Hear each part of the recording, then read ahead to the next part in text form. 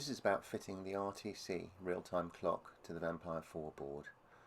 The real-time clock is actually going to sit on those I2C RTC pins right next to the side of the case, next to the Ethernet adapter. You just have to pop it onto those.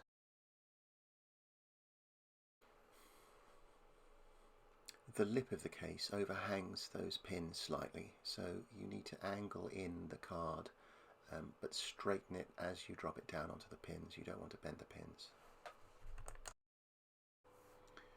The I2C is of course the bus that the clock is connected to, and the clock is a DS321 extremely accurate I2C integrated clock with a crystal oscillator and a battery on it.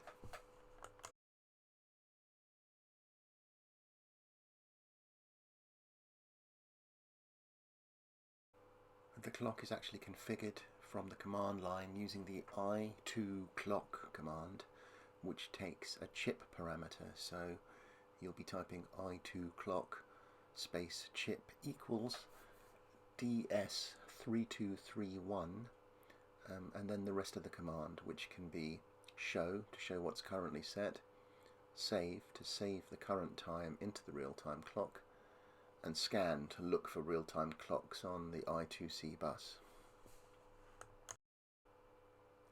To actually set the time, just use the normal time preferences under System Preferences, and then use the i2clock command to save that time, and you're all set.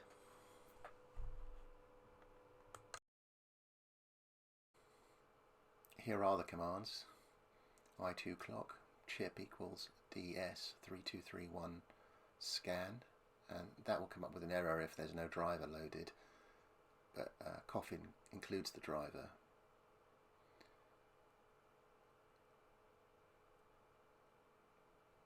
This is reading the time out of the real-time clock, and the command to do the reverse is going to be save, but I don't need to do that because the clock is actually currently set correctly. So the real-time clock, its whole job is to keep the time up to date even when the system is switched off, and when the system starts it reads the time back.